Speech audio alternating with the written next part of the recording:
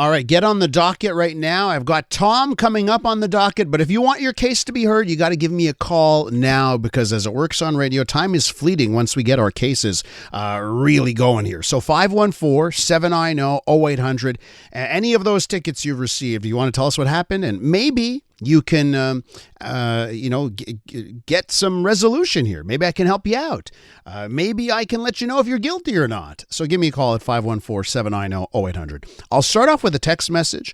Now, we have a listener who says they want to stay anonymous. So that's why they're texting and not calling. I say right off the bat as a judge, that's very suspicious. But let's listen to the story here. Elias, I live in Côte Saint-Luc. I had someone come over late one night. Ladies and gentlemen, this is already getting very suspicious. They want to remain anonymous, okay? The second thing they say, well, they live in Côte Saint-Luc, but the third thing they say is that they had someone come over late one night. My question is, and now they follow up, he's originally from France. So to this listener, I don't know if it's a guy or if it's a woman, I don't know. But why are you having strange men originally from France coming over in the middle of the night, late one night? Okay, so this is the backstory here. Now, here's where it gets interesting. Elias, he parked backwards in front of my house and got a parking ticket from public security. Said he wasn't putting anyone in danger, so he didn't merit a ticket. But they wrote his license plate wrong on the ticket. We are waiting to see if he gets a warning to pay in the mail. If not, he won't be paying it. So I just want to say a couple things on this front. Parking in the wrong direction, right? So the car is facing the wrong direction on the street. I know, like I've seen cars who have been parked in some places, by the way, in other parts of the world, you can park in either way, right? And it's allowed. Here, that's not allowed.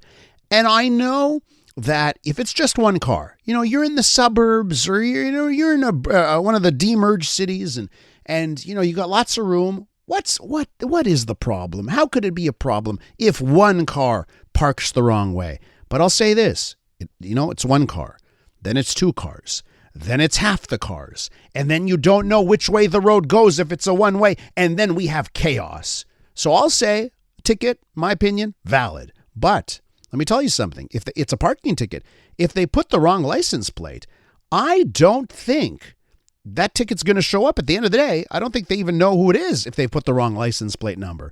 Did they get all the other details of the car right? So the make and model. But if the license plate number is wrong, you're on a parking ticket, your friend may be off on that technicality.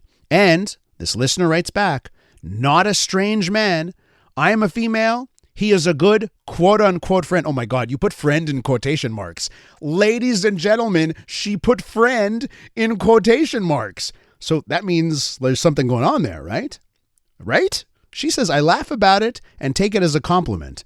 And he was excited. Okay, but anyways, you're putting friend in quotation marks. Something's up there. But I think you may be off on this ticket thanks to the typo. Let me go to Tom. Hey, Tom. Hey, good morning, Elias. Morning. How are you? I'm good. You're in Laval. What car are you driving? What kind of car are you driving? Toyota Yaris. I had a Toyota Echo for 2 years, and then it got totaled. Worst accident of my life. But I love that car. And like the following year, they changed the name from Echo to Yaris. It's a great car. Great car to get around. Okay. What happened in the Yaris? Well, in the 70s, I used to live in New York, and I got a ticket. And I felt I wasn't guilty, so I went to court. Okay. But that's not the story. I beat the ticket, but that's okay. What it was like, traffic court in New York in the evening was exactly like that TV show, Night Court. If you remember that. Yes, I remember Night Court with Dan Fielding and Harry Anderson as the judge. That's correct. Yeah. The one guy, the judge, was no prosecutor. He talking directly to the judge in those days. Judge asked the guy, are you guilty or not guilty for parking in a no parking zone in front of the hospital? She says, I'm not guilty. The guy says, why are you not guilty? You were ticketed in front of the hospital. Well, he says, my wife was giving birth, and I had to drop her off and help her in. And the security guard said that I can park there and he'll watch the car for me for a few minutes. Now, Tom, didn't you call in with this story a couple of weeks back? Am I crazy? No, I did not. You did not. Okay. No. And the judge ruled and said to the guy, "Okay, guilty. Collect the money from the security guard." That's right, huh? If it really was the security guard that caused the ticket, go get it from him. Okay, Tom. Listen, as they say in the sitcom world, no reruns, Tom. No reruns. Still chuckling over our text message story where the word "friend" was put in quotation marks. What does that mean? That means relationship, right? That means you're doing something with this friend, right? When you put it in quotation marks. Okay, traffic court continues. I'm going to start off with Lee in this half. Hi, Lee. How you doing? Very good. How are you? I'm doing well. What are you driving, Lee? Well, at the time of the infraction, I was driving a Toyota 4Runner. Toyota 4Runner. Okay, what happened in the 4Runner, Lee? That did not have Bluetooth.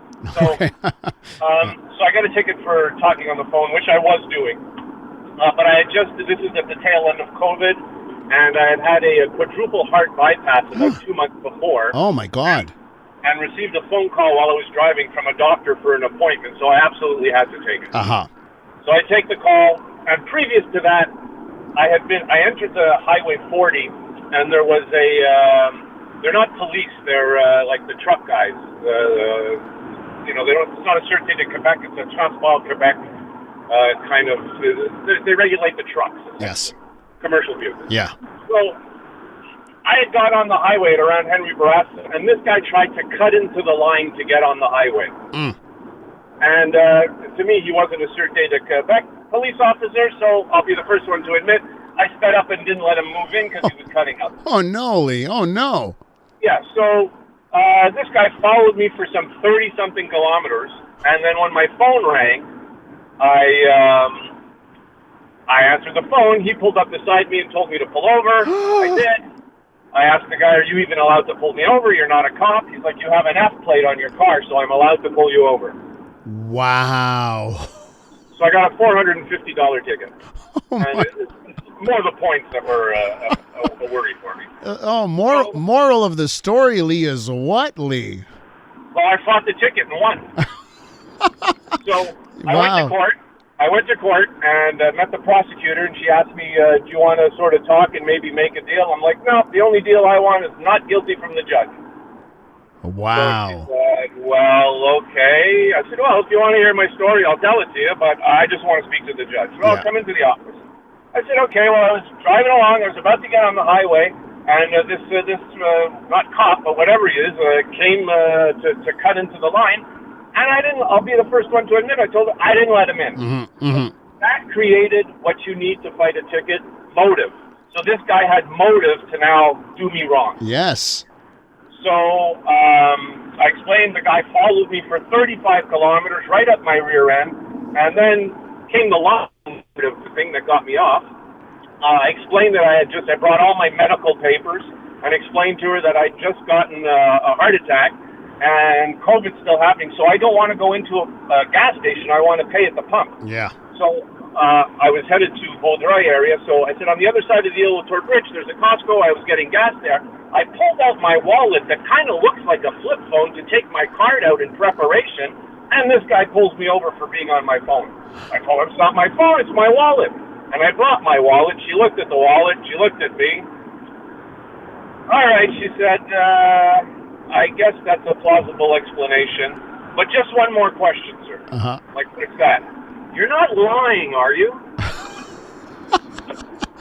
So I said, "Lying? I drove all the way from St. Lazare. I'm missing a day's work before the principal." "No, I'm not lying." She said, "Bye, have a nice day." Wow. Hey, Lee, that's a good one, man. Now, may I just say, I have fought and beat at least 40 tickets in the city of Montreal in the last 40 years of me driving. Lee, listen, do you want to come in studio one day and do the cases? 40? You've won 40 cases, for crying out loud? At least. Now, I don't know if that's a good or a bad thing, Lee, right? Like, why are you getting into so much trouble? Who else are you not letting cut you off? In the 80s, I had large parking issues with where I was working and living and got numerous tickets and was able to fight them all and win. Wow. Okay, Lee, listen, great story. I mean, I think it's going to give everyone pause on those trucks, those Transport Quebec vehicles. I did not know they could pull those shenanigans. Only if you have an F plate. Only if you have an F plate. Good point. Okay, Lee, great story. I thank you for adding your voice to the program. Appreciate it, okay?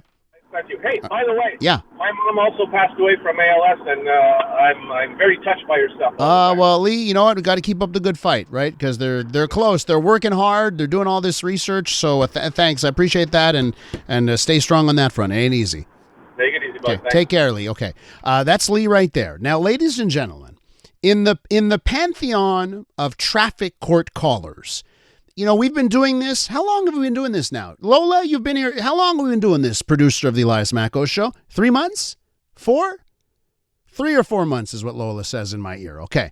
So if we've been doing this for 3 or 4 months, perhaps in the pantheon of traffic court callers, the moment that has tickled people's fancy the most is this moment. Have a listen. I believe it's my constitutional right not to wear a seatbelt. What? I don't smoke. I don't ski. What does that have to do with it? Do you do snowshoeing? I mean, what does it have to do with it? So, you know, we play that one every week because it's a doozy. Because the caller at the time, Joe, he calls us up and he got a ticket for not wearing a seatbelt. And as he's like, no, it's constitutional right.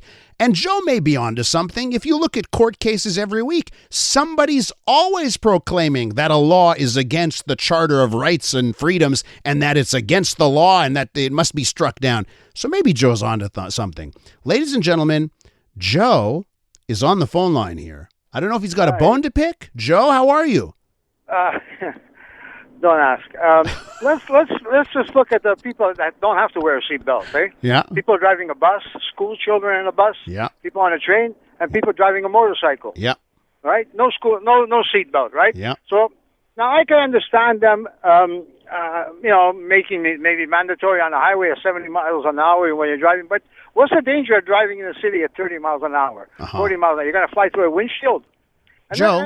And wait a minute. Yeah. It is my constitutional right. All right.